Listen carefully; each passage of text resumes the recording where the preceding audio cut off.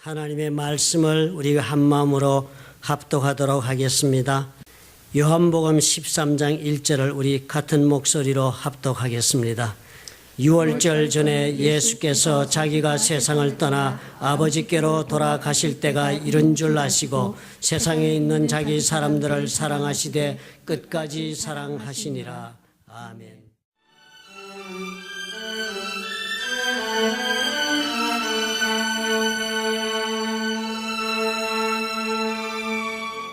사람들은 누구나 끝까지 잘해야 하는 것 중에 하나가 사랑이라고 그렇게 생각을 합니다. 누구든지 사람을 막론하고 그래서 처음 시작했던 사랑을 끝까지 하지 못하면 언제나 미안한 마음을 금치 못하는 것입니다. 끝까지 지속되는 사랑이요.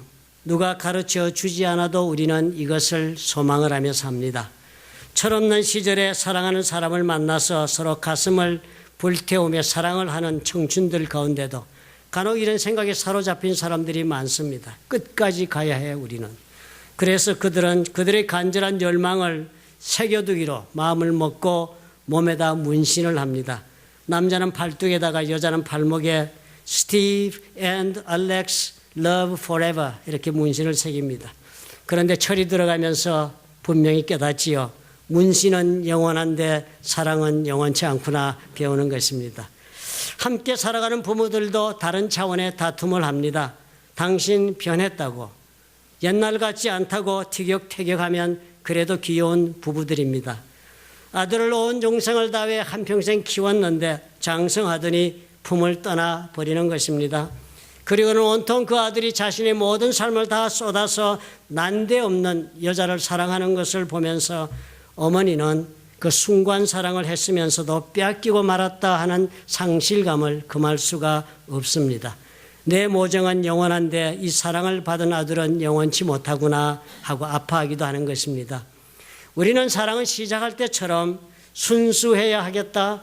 시작할 때처럼 열정적이기를 바랍니다. 시작할 때처럼 늘 비이기적이며 자신의 목숨을 내어주는 그런 사랑이 쭉 주고 받기를, 그렇게 변질됨이 없이 이어지기를 우리는 얼마나 바라고 있습니까? 우리가 만약 그렇게 살 수 있다면 우리는 정말 행복할 것이다 라고 우리는 그렇게 생각을 합니다. 우리는 누가 가르쳐 주었는지도 모르게 처음의 사랑을 끝까지 할 수 있어야만 행복할 수 있다 생각합니다. 그러나 그런 마음의 소원과는 달리 살아요. 우리는요, 세월을 따라 사랑도 변하는 것에 우리는 결국 슬퍼하고 애석해하며 사는 것입니다. 사랑을 끝까지, 처음처럼 끝까지 할 수 있다고 여러분 생각하시는지요? 그런 분도 있고 그렇지 않은 분도 있겠습니다. Yes, we can. 그럴 수 있다 라시는 분 아마 그렇게 생각할 거예요. 아직 순진하게 살고 계시는구나. 아, 그럴 수 없습니다. No, we cannot. 그러면요, 그런 사람 우리가 말로는 인정한다 할지라도 너무 세상에 물들어서 이미 매력 없는 상대가 되었구나 그렇게 생각하지요. 사랑은 처음처럼부터 끝까지 할 수 있어야 한다 하더라도 그런데 그게 생각처럼 되는 일이 아니라는 데 우리의 고민이 있는 것입니다. 예수님도 에베소 교회에 대해서 주신 말씀 중에 이 사랑에 대한 말씀이 있습니다. 요한계시록 2장 1절부터 5절에 보면 에베소 교인들에게 주님께서 이런 말씀을 하세요. 내가, 주님 말씀하시는 거예요. 내가 내 행위와 수고와 내 인내를 안다는 거예요. 신앙생활하면서 하나님한테 인생을 사는데요, 그 살아가는 행동이 하나님 앞에 올바르고 거짓되지 않은 것을 아신답니다. 그리고 수고하고 살았대요. 힘든 일 감당하면서 인생을 살고 인내하며 살아온 것을 주님이 안다는 거예요. 내가 너 그렇게 살아온 걸 안다. 또 네가 참고 내 이름을 위하여 견디고 게으르지 아니한 것도 안다고 그랬습니다. 참 인생을 이렇게 열심히 성실하게 잘 살아온 건 내가 안다. 그렇게 주님 말씀하세요. 그런데요, 그렇게 안다고 말씀하시고도 이렇게 말씀하시는 거예요. 그러나 너가 그렇게 잘 살아온 건 내가 알지만 그러나 너를 책망할 것이 있다. 너의 처음 사랑을 네가 버린 것이다. 그렇게 말씀하시는 거예요. 많은 것을 다 잘했는데도 불구하고 그 잘한 것이 다 주님 앞에서 소용이 없어지는 것처럼 보입니다. 얼마나 어렵습니까? 올바르게 하나님 말씀대로 사는 것 어렵고요. 수고한 일을, 인내를 가지고 감당하는 일이 얼마나 어렵습니까? 불평하지 않고 용납하고 사는 것이 어렵습니다.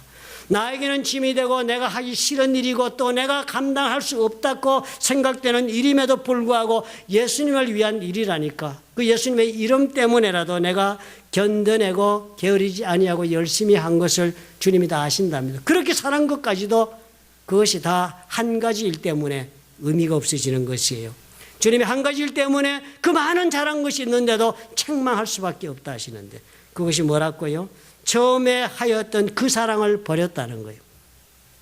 지금 사랑하고 있다 않다가 문제가 아니라요. 처음에 사랑하는 모습을 버린 것을 책망하신다는 거예요. 그러므로 어디서 떨어졌는지를 생각해라. 영어로 번역한 성경 보면 실감납니다. Consider how far you have fallen. 얼마나 멀리 떨어져 갔는지를 한번 생각해 보라는 거예요. 처음 사랑의 자리에서 너도 모르는 사이에 얼마나 먼 자리까지 지금 가 있는지를 한번 생각해 보라. 그리고는 repent, 회개해라. 회개하고 그리고 처음 행위를 가지라 그래요. 처음에 사랑했던 그 사랑을 다시 실천하도록 해라. 그렇게 요구하시는 거예요.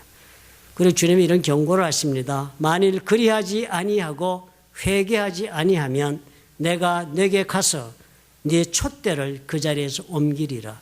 하나님이 은혜 주시고 복 주시며 함께 하시는 그 삶을 거두어 가시겠다는 거예요. 그렇게 하나님 너 혼자 살아봐라 이렇게 하시겠다는 거예요. 대단히 무서운 말씀을 지금 하고 계신 것 아닙니까? 처음 사랑하는 대로 그렇게는 못하겠다면 그렇다면 이제 나 없이 너는 살도록 해라 라는 엄청난 그런 두려운 경고를 우리에게 던져주시는 것입니다. 사랑은 처음처럼 끝까지 할 수 있어야만 그래야만 예수님께서 은혜를 부어주시고 함께 하시고 복된 삶을 살도록 보장해 주시겠다 그럽니다. 어떻게 하는 사랑이 되어야 끝까지 할 수 있을까요, 여러분? 예수님 모습을 통해서 우리가 한번 그 답을 찾아보도록 하십시다. 첫째로 사랑의 목적의식을 심어야 한다 하는 것입니다. 목적의식이 있는 사랑이 끝까지 간다고 우리에게 알려줍니다. 사실 사랑이라는 것 자체는 설명이 불가능한 것입니다. 지금 아마 이 자리에 사랑하여 결혼하여서 자식 낳고 가정을 이루고 살아온 여러분들께 누가 질문해서 어떻게 사랑을 하셨는지요? 그렇다고 해서 그 사랑을 내가 어째서 했다고 설명할 수 있는 자는 아무도 없을 것입니다. 그저 나는 그 여자를 사랑하게 되어서 이런 자리까지 왔다라고 말하고 말 것입니다. 그 자체가 사랑은 설명이 불가능한 신비스러운 것입니다. 종종 우리는 스스로 질문을 하기는 하지만 그럼에도 불구하고 나는 왜 사랑하는지 설명할 수 없어요. 아니면 하나님은 또 왜 나를 사랑하고 계시는지를 우리는 그 까닭을 말로 설명해 낼 수 없는 그런 것이 사랑이 아닙니까? 그러나 왜 사랑하는지를 설명할 수가 없다고 해서 그냥 맹목적으로 아무렇게나 내 감정을 따라 하는 사랑을 계속한다면 그 사랑은 끝까지 계속해 나갈 사랑이 되지 못한다는 것입니다. 끝까지 이 사랑을 지속해 나가고 싶으면 그 시작을 내가 설명할 수 없는 사랑을 시작했다 할지라도 이 사랑을 끝까지 계속하고 싶다면 그 사랑하는 사람 사이에 목적의식을 심고 그 목적의식을 따라 서로 사랑하며 살도록 해야 한다 하는 것입니다. 이 사랑을 통해서 우리는 지금 무엇을 이루어야 하겠다, 이 사랑을 통해서 우리는 어느 지점까지 도달해야 하겠다라는 이런 목적의식을 가지고 사랑하면 그 사랑을 끝까지 할 수 있는 것을 예수님의 모습을 통해서 보는 것입니다. 예수님 모습을 한번 보십시오. 유월절 전이라고 그랬습니다. 특별한 때를 이야기해요. 예수께서 이 유월절 전에 자기가 세상을 떠나 아버지께로 돌아가실 때가 이런 줄 알았다. 이미 작정을 하고 오신 것이니까요. 이제 유월절에 어린 양이 되어 십자가에 돌아가시고 자신이 죽음으로 이 땅에 살고 있는 모든 하나님의 자녀들을 다시 한번 하나님의 자녀가 될 수 있도록 하는 길을 열어주기 위하여 그 목적을 가지고 주님은 사람의 몸을 입고 이 땅에 오셨거든요. 그리고 그 목적의 때가 유월절인 것입니다. 유월절에 달리시고 그 일을 이루시기로 하나님과 작정하고 주님께서 걸어오신 것이니까요. 그 목적을 이룰 수 있는 세상에 있는 그 자기 사람들 사랑하시되 그때까지 끝까지 사랑했다라고 적어놓았습니다. 끝까지 사랑했다라는 단어는요, 영어로 보면 끝까지 to the end, 끝까지라고 그랬습니다. 그러니까 시간적 종말을 이야기하는 것 같습니다. 그죠? 예수님이 살아 생전에 이 땅에 있는 동안 끝까지, 이 제자들이 생명이 있는 동안 그때까지 끝까지, 이렇게 시간적으로 끝까지인 거 보여집니다. 또 때로 우리는 끝까지라고 그러면 영원의 사건에 대해서 끝까지라고 그럽니다. 끝이란 단어는 영원하고 같을 수가 없음에도 불구하고 끝까지 사랑해야 해 그러면 거기는 암시되어 있는 말이 영원토록 사랑해야 해 하는 그런 의미도 들어 들어있는 것입니다. 그런데요, 이 말씀은 예수님이 하신 말씀 아니지요. 세상에 있는 사람들을 사랑하실 때 끝까지 사랑한 주님이었다고 사도 요한이 적어놓은 것입니다. 성경이 적힌 언어는 영어가 아니라 헬라라고 그랬죠. 헬라어의 to the end, 끝이라는 단어는 에이스 텔로스, 텔로스라는 단어를 썼습니다. 헬라어에 있어서 끝이라는 단어로 사용된 텔로스는 종말이다, 끝이다, 시간의 끝을 뜻하는 그런 의미도 들어있지만 그보다 또 다른 중요한 의미가 그 속에 포함되어 있습니다. 일반적으로 뜻하고 있는 시간적인 종결을 뜻하고 있는 것 외에도 이 텔로스라는 단어에는 이루어진 목적을 뜻합니다. 혹은 애초부터 작정했던 그 도달해야 할 지점에 도달한 것을 뜻합니다. 무슨 일들을 애초에 계획한 것이 완성된 것을 뜻합니다. 그것이 바로 텔로스라는 뜻이 들어있는 것입니다. 그러니까 주님께서 끝까지라고 말씀하신 것, 주님 끝까지 사랑했다고 말씀하시는 에이스 텔로스라는 이 단어는요, 예수님께서 최초에 작정했던 모든 목적을 다 이루시는 시점까지 주님은 이 일을 감당해 왔다, 즉 사랑해 왔다 하는 의미가 되겠습니다. 그래서 이 끝이라는 단어를 쓸 때요, 그리스어에서 전쟁의 끝, 그래서 the end of war 그러면은 전쟁이 끝났다는 뜻이 아니라 전쟁을 승리로 끝냈다 이렇게 되는 거. 전쟁은 이기기 위해서 하는 것이니까요.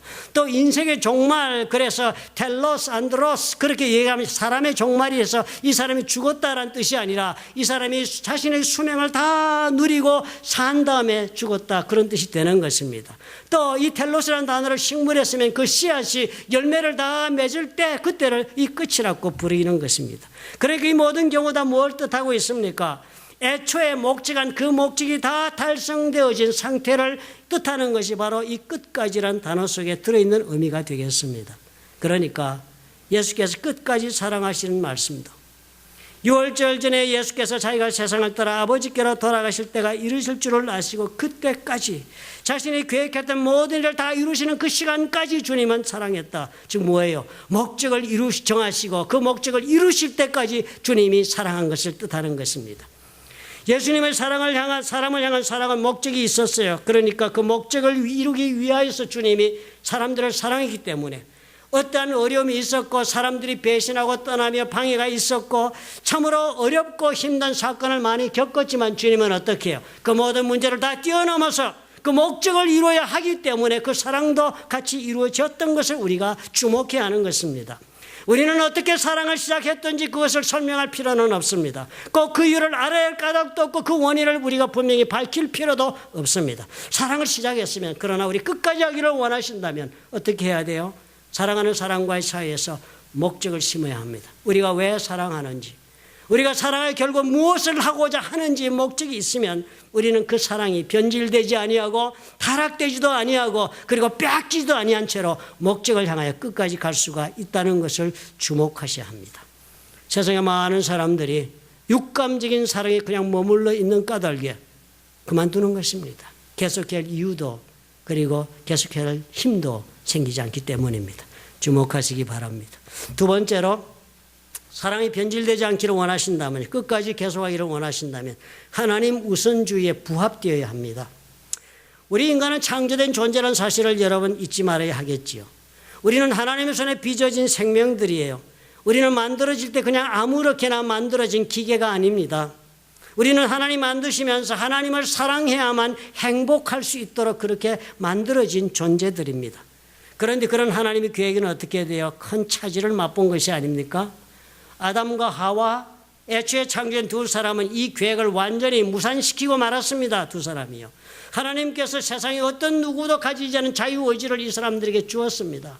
왜냐하면 이 자유의지를 가지고 있어야만 옳은 일을 하든 선한 일을 하든 악한 일을 하든 선택할 수 있는 삶을 살기 때문입니다. 선택할 수 못한다면 그 사람은 기계가 사람이 아니라 기계일 것입니다. 그 선택할 줄 모르는 사람인 그 사람은 사람이 아니라 인형이요 꼭두각시일 따름입니다. 꼭두각시는 사랑할 수 없습니다. 기계도 사랑을 모릅니다. 하나님은 사랑하는 존재를 원하셨기 때문에 스스로 선택하며 살 수 있는 길을 열어주신 것입니다. 그리고 하나님께서는 제대로 된 선택을 할 때는 한없는 행복한 인생을 누릴 수 있도록 모든 조건을 다 구비하시고 공급해 주셨습니다.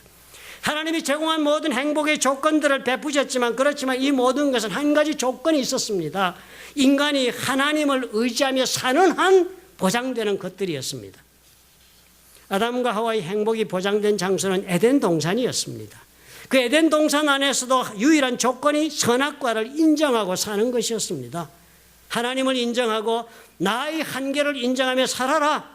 하나님의 자리와 나의 자리를 잘 인식하고 그 관계를 맺고 살아라 해서 세워놓은 것이 선악과였습니다. 인간은 하나님과 이런 관계를 확립하지 못하면 결코 행복할 수 없다는 것이 창조의 원리인 것입니다. 그런 까닭에 하나님과의 관계가 우선적으로 확립하지 못한 채 행하는 모든 것은 다 어떻게 해요? 지속될 수 없습니다. 하나님과의 관계를 제대로 갖고 있지 못한 채로 행복을 얻으려고 시도하는 모든 노력이요, 완전한 결혼이요, 하나님 앞에 의지하지 않고는 이루어질 수 없고요, 완전한 성공이라는 게 있을 수 없는 것입니다. 사람들의 인정이나 돈이나 권력은 아무리 얻어도 여전히 목마르고 여전히 불안하고 여전히 우리를 참 못 이루게 하는 일은 계속되지 않습니까? 우리를 행복하게 해줄 수 없어요. 하나님을 의지하지 않고 가지고 있는 것들은요. 영국의 유명한 신학자, 기독교인이라고 말해야 좋겠습니다. C.S. 루이스. 이 사람은 20대 때 예수를 친구 덕분에 믿어가지고 영국 옥스퍼드 대학의 교수가 20대에 된 유명한 사람입니다. 똑똑한 사람이죠. 평생을 독신으로 살다가 말년에 결혼을 한 사람인데요. 그 사람이 많은 글을 쓴 가운데 이런 글을 쓴 것이 있어요. 하나님은 하나님 자신을 넣어야만 작동할 수 있도록 인간이라는 기계를 만드셨다.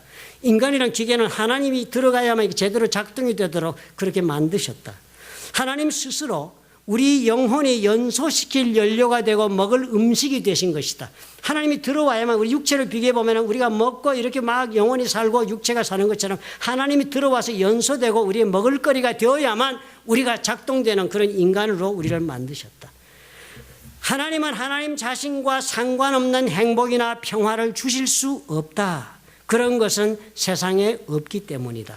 그런 행복이나 평화는 존재하지 않는다.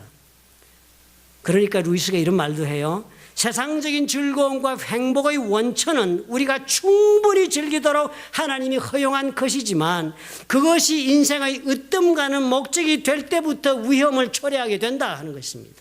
예, 성공하면 행복할 줄 알았는데 성공해보니까 행복은 또 산 넘어 있지 않아요? 저 남자하고 결혼하면 나는 행복할 줄 알았는데 결혼을 길을 쓰고 해보았더니 행복이 건너가 있더라고요. 그런 행복이나 평화는 존재하지 않는 거예요. 하나님 없이. 그것들은 이 세상을 우리의 영원한 거처로 잘못 생각하게 만든다. 그렇지. 여기 영원히 살 수 있는 것으로 만들어요. 성공하고 권세도 얻고 사람도 얻고 그리고 돈도 생기면 영원히 살 수 있을 것으로 착하게 만들어요. 결코 살 것 아닌데. 우리의 주의를 하나님의 관계로부터 다른 데로 돌리게 할 수 있기 때문이다. 그래서 하나님 싫어하신대요. 모든 행복과 쾌락은 본질상 좋은 것이다. 돈이고 인정이고 권세가 다 좋은 것이다. 그러나 이를 즐기기를 하나님도 바라시지만 하나님과 무관하게 즐긴다거나 심지어 하나님보다 더 선호하는 것은 바라시지 않는다는 것을 우리는 이해해야 한다. 그렇지요. 우리가 이것을 잘 잊어버립니다. 성공하면 되리라. 세상의 어떤 쾌락도 우리를 만드신 하나님과의 관계를 향한 갈망과 절실한 필요를 대신하거나 대체해 줄 수 있는 것은 없다. 우리가 우리를 만드신 하나님 관계를 먼저 구해야 하는 것입니다. 그러면 이를 하나님과의 관계를 얻을 뿐 아니라 하나님이 나에게 제공하신 모든 것, 행복의 조건들을 우리는 다 즐겨도 괜찮은 것입니다. 왜냐하면 우리는 하나님과의 관계를 위해 창조되었기 때문입니다. 관계만 제대로 되면 하나님은 어떻게 해요? 다 허락하시는 것입니다. 그럼에도 인간은 스스로 하나님 없이 살 수 있다고 생각한 것 아닙니까? 우리가 내 자신이 내 스스로의 힘으로 내 능력으로 살아갈 수 있다고 생각하고 그렇게 살아야 한다고 생각하는 한 우리에게는 지속되는 사랑은 보장되지 않습니다. 예수께서 우리가 다시 하나님과 관계를 맺을 수 있는 길을 열어주기 위하여 유월절 십자가에 스스로 올라가시는 어린 양의 역할을 맡으신 것입니다. 예수께서 죽으심으로 우리가 죄사함을 받고 이제는 어떻게 해요? 우리가 지금부터라도 예수를 믿어서 하나님 최우선주의로 살 수 있도록 길을 열어준 것입니다. 무엇이든 하나님 우선주의에 비추어서 허락되는 것을 내가 누리고 살 수 있다는 마음을 가지시면 어떻게 해요? 끝까지 사랑하는 일이 가능해집니다. 주께서 그렇게 하시도록 도와주시기 때문입니다. 세 번째로 당신의 사랑을 언약화하십시오. 언약으로 만드십시오. 하나님이 우리를 향하여 사랑은 어떻게 시작되었다고 성경이 가르쳐 줍니까? 하나님이 어느 날 아브라함을 불러서 약속을 하시는 그 약속으로부터 시작이 된 것입니다. 하나님은 아브라함에게 약속하신 대로 아브라함의 후손 다윗의 가문에서 메시아를 보내시기 한 대로 주님을 보내시지 않았습니까? 그래 창세기 12장 3절의 약속이 그랬습니다. 땅의 모든 족속이 너로 말미암아 복을 얻을 것이니라. 하나님 그렇게 하시겠다고 약속하신 거예요. 그리고 그 약속하신 것이 이루시기 위해 아브라함의 후손 중에 예수 그리스도를 보내어서 모든 사람들의 복의 근원이 되게 지금 하시는 거예요. 하나님 그 약속하신 약속을 이루신 것입니다. 아브라함을 사랑하시고 그 후손을 사랑하시고 이스라엘 백성을 사랑해 놓은 과정이 어땠습니까? 하나님 사랑할 만한 사람들을 사랑했습니까? 결코 아니었습니다. 예수님은 이 약속을 지나 6월절 어린이 되도록 오셨는데요. 이렇게 다 오신 그 예수님의 사랑까지 오는 기간 동안에 이스라엘을 사랑해 오신 하나님은 어땠습니까? 하나님을 배신하고 실망시키며 하나님을 버리는 사람들을 주님은 끌어안고 오신 것입니다. 우리가 기억하기로도 모세가 광야에서 출애굽한 이스라엘 사람들을 데려 광야에 데리고 나왔습니다. 하나님 이제는 저들에게 새 삶을 허락하시겠다 했다는 놀라운 그런 희망찬 날이 시작되는 것이에요. 그 하나님 모세를 불렀습니다. 산으로 올라오라. 내가 너에게 앞으로 어떤 법을 따라서 살아야 할지 법을 주겠다고 불렀습니다. 모세가 올라갔습니다. 40주야를 기도하면서 하나님 앞에 살아야 할 율법을 받았습니다. 40주야 동안 올라가서 모세가 내려오지 않으니까요. 그 하늘에서는 엄청난 축복의 지금 근거를 하나님부터 선물 받고 있는 그 시간에 사람들은 땅에서 애굽에서 살아온 그들이 섬기던 우상을 섬기는 축제를 벌이고 살았습니다. 하나님께서 그랬습니다. 내가 저들을 이제는 이 땅에서 쓸어버리겠다. 쓸어버리겠다 모세야. 이런 인간을 데리고 내가 무슨 일을 도모할 수 있겠느냐. 쓸어버리고 내가 모세 너의 후손으로부터 새로운 민족을 세우고 다시 하겠다 그랬습니다. 마땅히 그래도 되지요. 그런데 그때 모세가 엎드려 기도하지 않았습니까? 모세가 다른 기도 안 했습니다. 이 말 저 말하지 않고 모세는 단도직입적으로 하나님에게 들이댔습니다. 출애굽기 32장 13절에요. 하나님 앞에 모세가 이렇게 들이댔어요. 주의 종 아브라함과 이삭과 이스라엘을 기억하소서. 대선조들 아닙니까? 하나님이 약속하신 아브라함이요. 하나님이 직접 그 아내를 주시며 축복하신 이삭이요. 그리고 하나님이 직접 그 얼굴을 대면한 야곱 이스라엘이요. 그 사람들을 기억하소서. 하나님 모세가 그런 거예요. 지금 이 자녀들 때문에 하나님 지금 화가 나 계신데요. 주께서 그들을 위하여 주를 가리켜 맹세하여 이루시기를 주여 맹세하면서 주님 약속하지 않았습니까? 내가 너희의 자손을 하늘의 별처럼 많게 하고 내가 허락한 이 온 땅을 너희 자손에게 주어 아브라함과 이삭과 야곱에게 한 말이 아니냐 하는 거예요. 그 선조들에게 이 땅을 다 주어서 영원한 기업이 되게 하리라고 우리 하나님께서 말씀하지 않으셨나이까? 라고 모세가 엎드려서 그 약속을 상기시킨 것입니다. 다른 어떤 것으로도 용납될 수 없는 상황이 벌어졌는데 하나님이 그 약속을 들이대니까요. 그 약속에 모세가 말하는 그 약속을 다시 기억하시고 하나님 답변을 하세요. 여호와께서 뜻을 돌이켰다. 엄청난 사건이 그것 때문에 벌어진 거예요. 약속 때문에. 화를 그 백성에게 내리지 아니하셨다. 이스라엘 백성이 이래서 사는 거예요. 벌써 죽어도 마땅한 일 한두 번 이 사람들이 이랬습니까? 한두 번 이스라엘 사람들이 하나님을 떠났고 하나님을 배신하고 실망시키는 일을 했습니까? 사랑받을 존재들이 못 됐습니다. 그 사람들은요. 그럼에도 불구하고 하나님 뭐 때문에 끝까지 사랑해 주셨습니까? 약속한 그 약속 때문에 사랑해 주리라. 축복의 근원이 되도록 내가 해 주겠다 한 그 약속 때문에 별꼴인데도 불구하고 사랑해 주신 것입니다. 우리도 저와 마찬가지로 사랑받을 존재가 결코 되지 못합니다. 저나 여러분이나요. 우리는 죄악의 본성을 지닌 까닭에 우리에게는 아무런 흠모할 만한 사랑할 만한 것이 인간적으로 볼 때 없습니다. 그래서 우리가 사랑에 빠져서 결혼하는 부부 보고 우리가 농담으로 뭐라 그래요? 눈이 가리웠다, 콩깍지가 씌웠다 그럽니다. 아무것 제대로 보면 사랑할 수 없는 존재인데도 그것도 모르고 지금 결혼한다는 거예요. 사랑할 수 있는 조건을 갖춘 사람은 하나도 없습니다. 하나님의 눈에 보시기에도 그랬습니다. 우리는 죄로 물든 사람들이요. 언제나 본능적으로 우리는 하나님을 반항하며 떠나가기를 즐거워하는 사람들입니다. 그러나 그럼에도 불구하고 하나님 우리를 사랑하신대요. 왜요? 약속 때문에. 로마서 5장 8절이 그 말씀합니다. 우리가 아직 죄인 되었을 때 그 전에 말씀하면 죄인을 사랑하는 사람이 누가 있느냐는 거예요. 세상에 그런 사람 없다는 거예요. 그렇지만 하나님은 우리가 아직 죄인 되었을 때에 그리스도께서 우리를 위해 죽으심으로 하나님께서 우리에 대한 자기의 사랑을 확증하셨다. 아직 죄짓고 살고 있는데, 그래서 사랑할 수 없는 존재인데도 불구하고 하나님이 약속한 것이 있으니까 우리들을 사랑하기 위하여 그리스도를 십자가에 못 박는 것으로 얼마나 사랑하고 있는가를 보여주지 않았는가 로마서가 우리에게 설명하는 거예요. 왜 그래야만 했을까요? 하나님께서 맺으신 언약 때문이라 했습니다. 다른 모든 이유가 아니었습니다. 우리가 잘났어도 우리가 무슨 가치가 있어서 그런 것이 아니고 약속 행구 때문이라 했습니다. 요한일서 4장 9절은요. 그 약속 때문에 예수님 보냈다고 이렇게 적었습니다. 하나님의 사랑이 우리에게 이렇게 나타난 바 되었으니 하나님이 자기의 독생자를 세상에 보내심은 그로 말미암아 우리를 살리려 하십니다. 사랑해서 그랬다는 거예요. 이것이 다 어디서부터 시작되었어요? 아브라함과 맺은 언약이었습니다. 그래서 요한일서 4장 11절은 우리에게 이렇게 부탁해요. 사랑하는 자들아, 우리에게 말씀하는 거예요.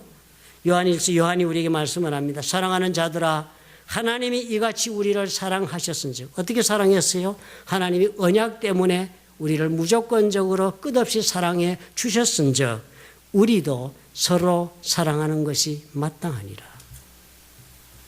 그러면 우리도 사랑할 때 어떻게 사랑해야 해요? 당신은 더 이상 사랑할 만한 존재가 되지 못해 하고 떠나는 사랑해서는 안 되는 거예요.